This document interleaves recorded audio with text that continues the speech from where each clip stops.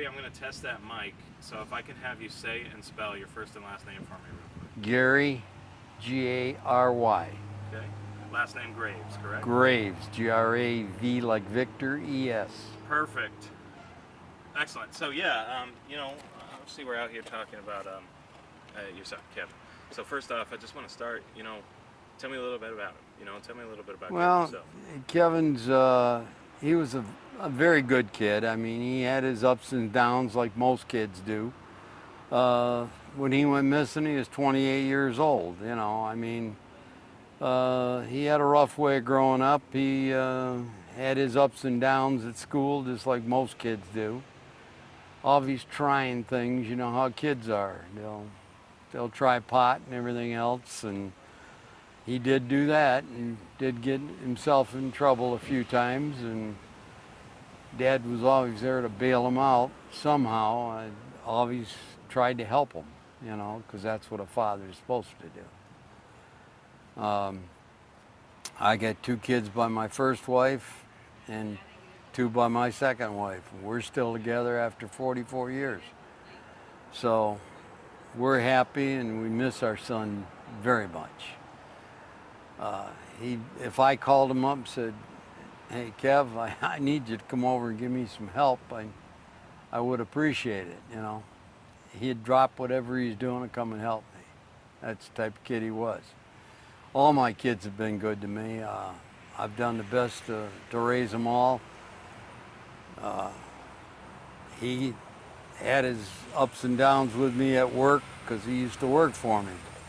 I run an auto repair shop. He could learn anything. I mean,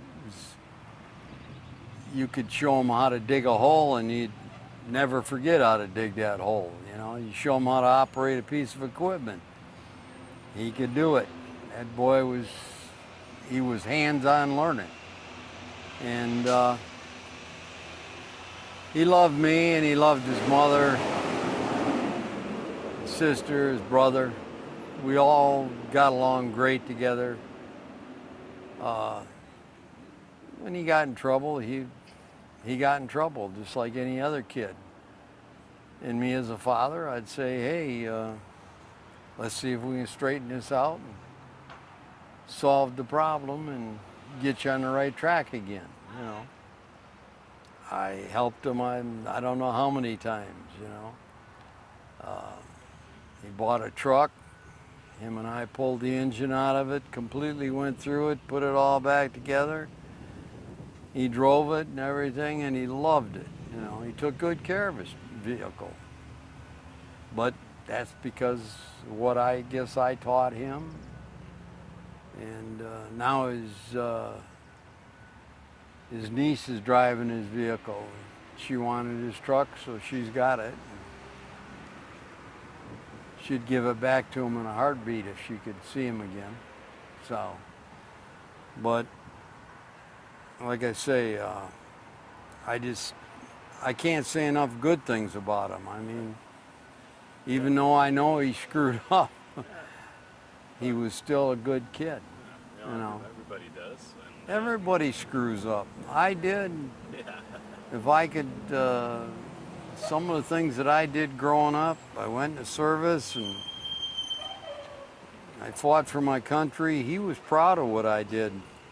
And matter of fact, that's where his tattoo come from on his left shoulder of the Marine Corps. He was proud of what I did, and he thought he was doing me a big favor by doing that, not knowing that that is a no-no. You don't put something like that on you. I says you should put the dates and everything underneath it. My father, in memory of my father, or something, But he says, he apologized, said he'll take it off. I says, no. When you get the money and you want to do it, I'll take you to do it, and we'll get it changed around so it looks proper. And he understood what I meant after I told him everything, I says, being a Marine is something to be proud of, and I'm proud of it. I went in out of school. I'm a learner myself. I had to teach myself everything. I wasn't college material, so I told him the same thing. I says, you're not made for college, you know? So you've got to learn to do things. He could do anything. He took a job on doing roofing. And when he took the job on, he aced it. The guy loved him. He took on working for a carpenter. He took on installing windows, remodeling houses. Everything he took on, he always aced it. That's the type of kid he was. The last job he had, they loved him there. They thought he was a great person, and they all loved him. And like I say, I can't say enough good things about my son. So, back in 2018, you know, you get the news that you can't find him. You know, Yeah. haven't seen him. What's the first thing that's going through your head? First thing that's going through my head is when his girlfriend called us and said that she was on her way home from up here at Electric Forest, and she says, Kevin went missing yesterday, and she says, I have to come home because of the kids. And so I told her, I said, by all means, you got to come home and find your kids and take care of them. And so she did. She got home and everything. We talked that night, and I discussed what we were going to try and do. We'll get together and we'll take a trip back up here, because the forest was just ending. Everything had just ended that weekend, and it was a 4th of July weekend. So we come back up here, my oldest son and myself, and when I called her, she's already up here with her dad. And I said, I thought you were going to wait for me. She said, well, I figured I'd come up here and look around and everything. But there's just too many things that didn't seem right with this whole situation. You know, I'm still skeptic to this day about what's going on, because she more or less asked me to pick up all his stuff that he had at her house. She wanted me to move all his stuff out of there, which to me kind of hit a soft spot, saying, wait a second, you know? Something don't make sense. If you love them so much, why are you wanting to get rid of everything that meant something? I gotta admit, they were both into drugs. I know it. But any kid that comes up to this Electric Forest, you know, they're either into pot or they're into drugs. It's an everyday thing that you know it's happening.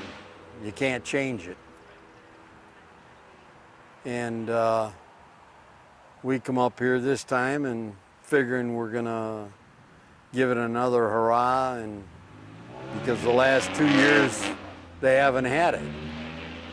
So those last 2 years, you know, without, I know typically, obviously, you know, this is your 3rd time now up here doing flyers, doing that. And those 2 years without it, you know, what were you guys doing in that time period? We were trying to figure out what we could do.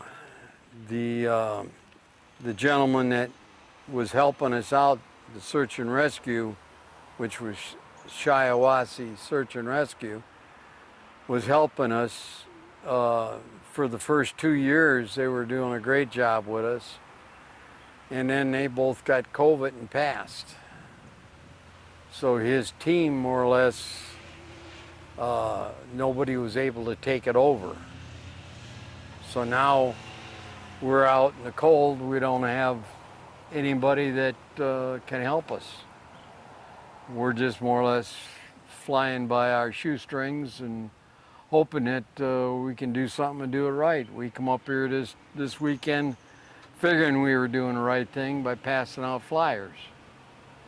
And we got a rude awakening by the state police that the people of the festival would like us to cease and desist. You know, they said we're causing, what do they call it, bad PR or whatever. So we're giving them a bad name. But for the things that happened up here in the year that Kevin went missing, the things that we found out about other kids that had gotten hurt up here. I had one young man, he was at the one of the porta potties, waiting to get in the porta potty, and somebody come up and kicked him in the back, broke his back. I've talked to his mother, and it was terrible. They had to get him back home, and I haven't talked to him in a while. She used to call me, but she hasn't called me because I don't know how he's doing.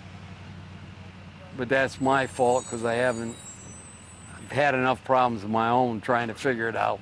Right. And I go back online and try and find her, and so I can talk to her, see how he's doing.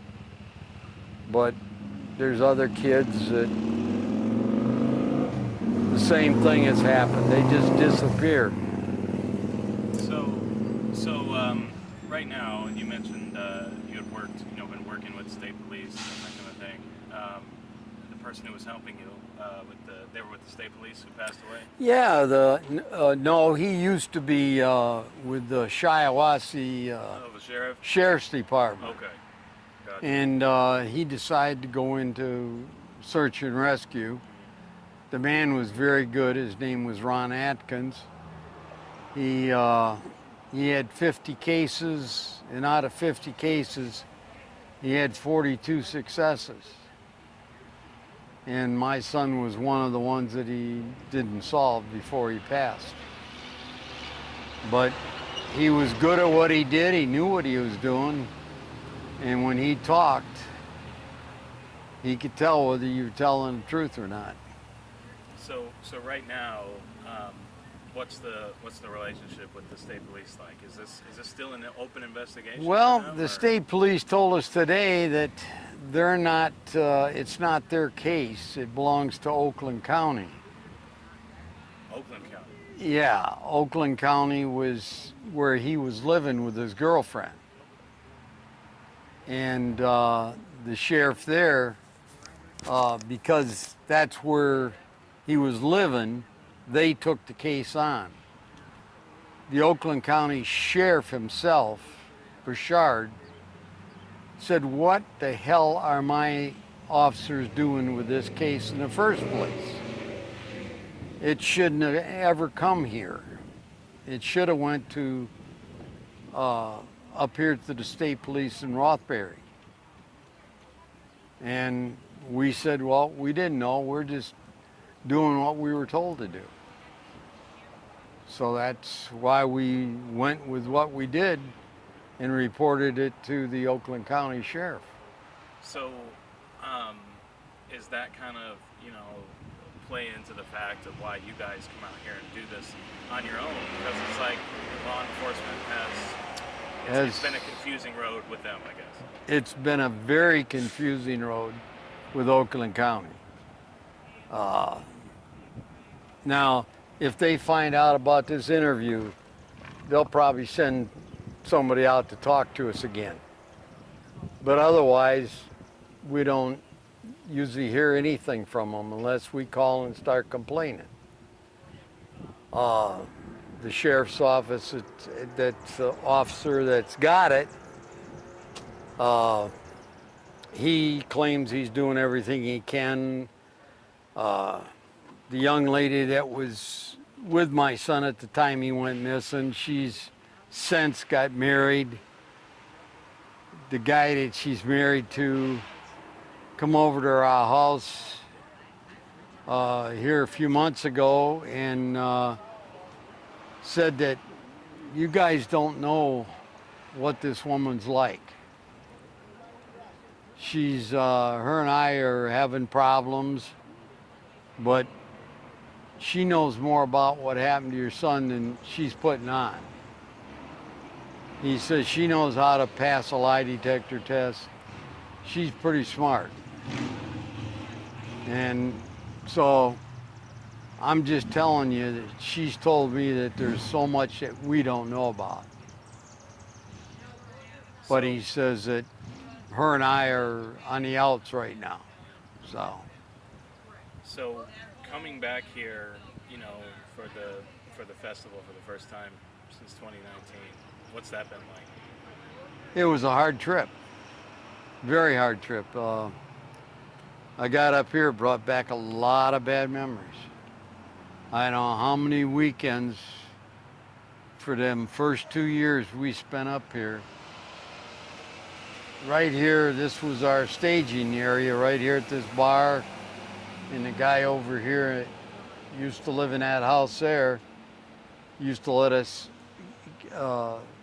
stage here and worked right from here. They were real good to us. The bar here, the people have been super with us. They told us, yeah, use our parking lot for anything you want. Just like today, we're eating our lunch here. I just don't know which way to go. We're at the turning point. What do we do now? State police told us that we should go on TikTok or some of them media stuff. Social media. I'm an old man. I don't know that shit. You know, I'm not hip on it. You know, I have a hard time even reading Facebook. Yeah, I know. It's a lot. I'm 70. I'll be tomorrow. I'll be 78 years old. Wow. So. Well, that's happy early birthday. Thank you. So you know, we're 4 years past when he went missing. Almost 4 years to the day. Yeah, almost. Do you and your family still hold out hope that he's out there? Yes, my wife does, definitely. Myself, I feel he's somewhere out there in that forest, somewhere. I think he's buried. I think he's still up here. And I know I don't have the right to say that, but it's my gut feeling. So. I don't think anyone would blame you for feeling that way. You know, if he is out there, you know, somewhere, maybe he'll catch the story. What would you say to him? Please, son, come home. You're welcome home. Any help you need, we're here to help you. Everybody loves you. Nobody will look down on you for what happened or why you left or anything. We want you back home. We all love you. What more can I say? And to anyone who maybe, you know, knows anything about his disappearance, you know, what would you ask of them? Yeah, anybody that knows anything about what happened, if they would just come forward and, you know, they don't have to worry about getting in trouble. We just want to know what happened to them. I don't know, the anonymous, I guess is what you call it, right? Like a tip line. Yeah, if you got a tip, and Silent observer. if you know something, don't be afraid to let them know. We're offering a reward of $10,000. Just for information? Just information. You know, we're willing to do anything.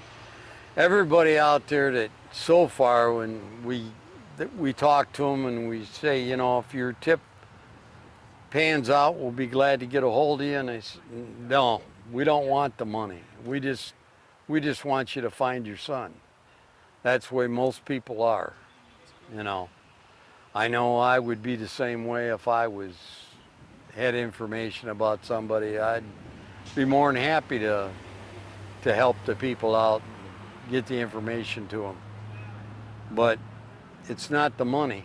The money is nothing to me. Just to have him back would be worth every penny of it and more. So, to me, money is no object on that. You can't buy the love that we're missing. So. Absolutely. Any parent would feel that way. So, Yeah. Well, Gary, I really appreciate your time, man. Thank you so much. I thank you too, because ABC has been very good with us Oh, good. out of Detroit. Oh, yeah.